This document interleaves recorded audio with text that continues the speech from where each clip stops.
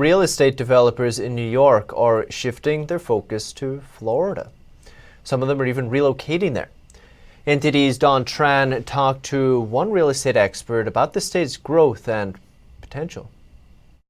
Top developers in New York's real estate scene are showing some interest in Florida. Companies including Time Century Holdings and JDS Development Group have already set up Miami real estate projects. The developers are responding to a huge trend. People are moving to Florida. Peter Gray, president of the Pyramid Real Estate Group, said Florida is widely attractive thanks to the low cost of living and warm weather. He added it's because of the high-quality sports, education, and arts and culture scene. These are great opportunities, not just for residents, people living there, but it means that we've got a skilled labor force in Florida, which is attractive to companies.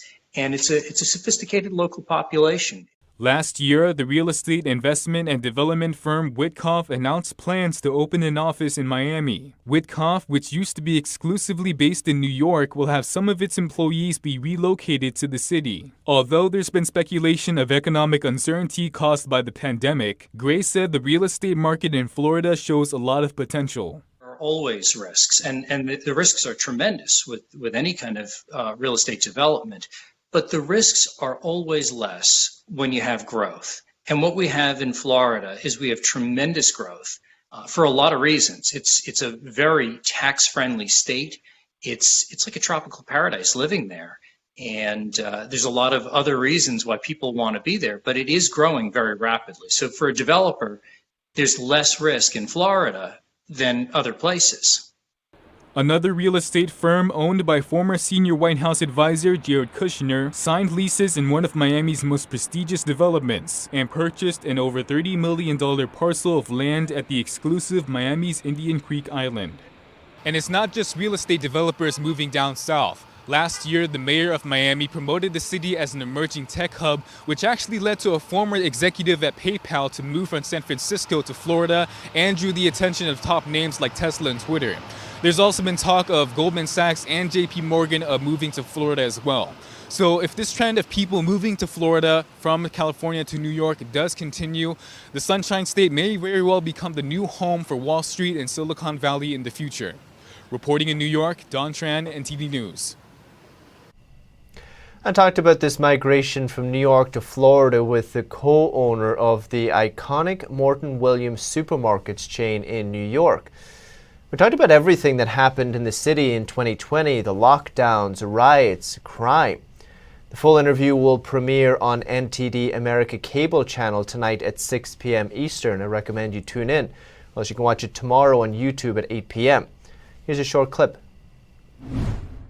We have a proliferation of peddlers now, like produce peddlers and other peddlers have set up shop directly in front of many of our stores, flouting the law, like double the size they're allowed to be, parking illegally in front of our stores so our trucks can't make deliveries. New York City then comes and gives tickets to our trucks who are double parking because they can't park in front of our stores. And New York City refuses to enforce anything against this type of situation. Another major problem we're having is theft. We have never seen this level of theft in New York City. And I have some empathy, towards these people. Everyone's hurting.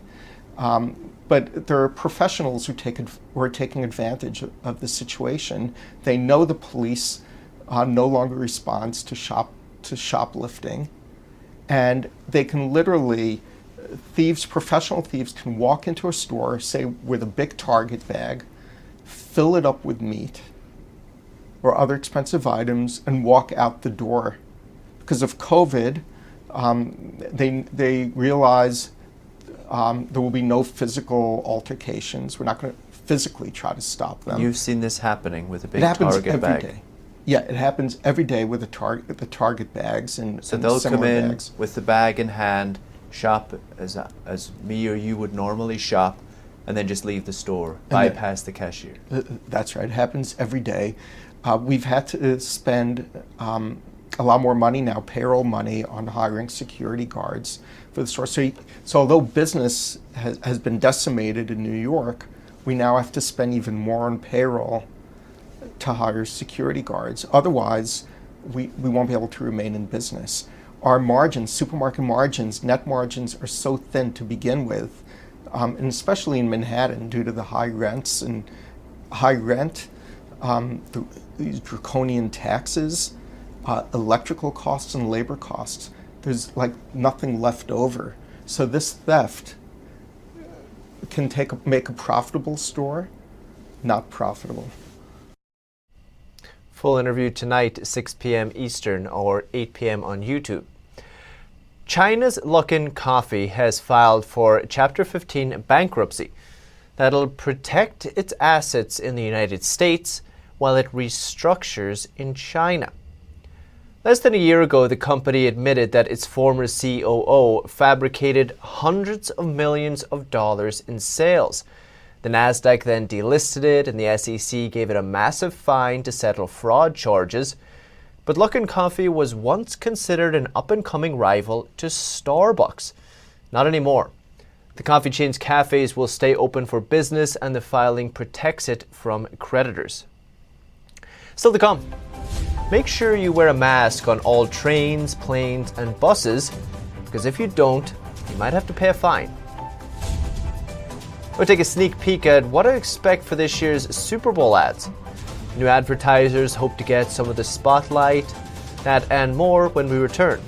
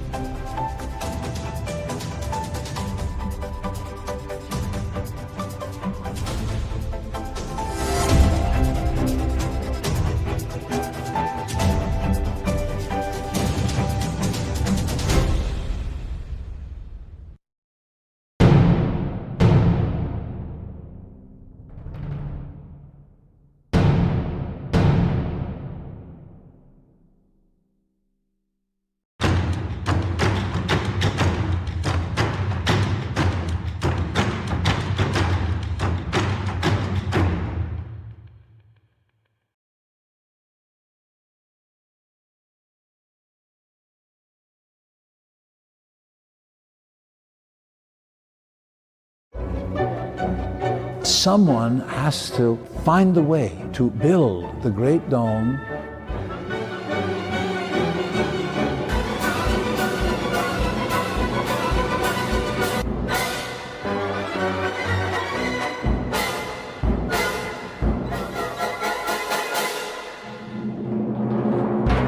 Completely new, completely original.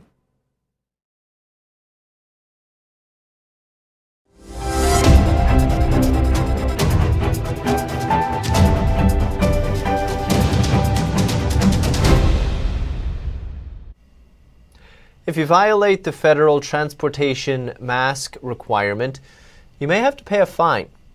The TSA says the first offense is $250, but that can grow to up to $1,500 for repeat violations. The penalties could be in addition to others imposed by operators like U.S. airlines. Some have banned passengers who don't follow the rules, and the Federal Aviation Administration also says it will crack down on anyone who disrupts a flight over wearing a mask. The federal mask requirement took effect earlier this week. It requires face coverings on trains, airplanes, and buses, as well as their hubs. And Comcast is kicking its internet service into high gear for some of its customers. The company says its Internet Essentials plan will double speed, but without any extra fees. The download speed will go from 25 to 55 megabytes per minute, and customers will start to see the difference on March 1st. The Internet Essentials plan mostly targets low-income families, and it costs about $10 a month. It's a nice surprise. And Super Bowl Sunday is upon us, and that means food, football, and of course, Super Bowl ads. But this year will be a little different than normal. Some big brands including Budweiser, Kia, and Coca-Cola have opted out of airing Super Bowl ads this year. But that's opened it up to a bunch of newcomers. You have brands like Fiverr, which is an online freelance marketplace, Scott's Miracle Grow, which of course with lawn care and gardening during the pandemic gaining in relevance, they decided to buy in this year. You even have diapers advertising in the Super Bowl for the first time with Huggies. So there are a lot of first timers that are getting in. She expects the overall tone of the ads will also be more lighthearted after the year we've all had.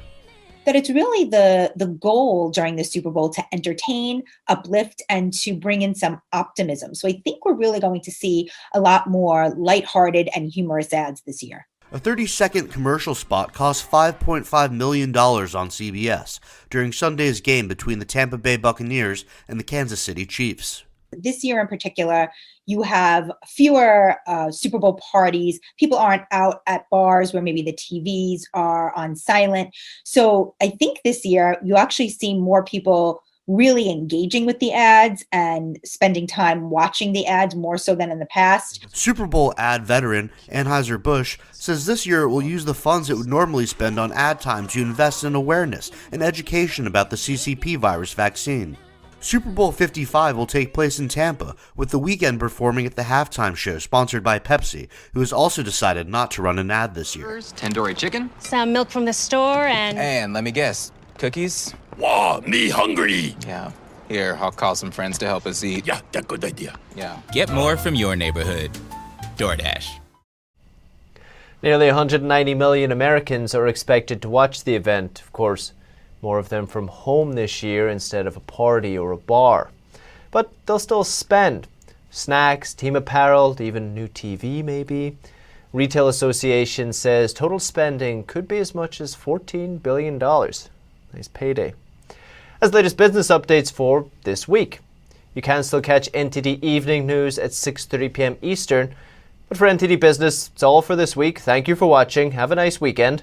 We'll see you Monday.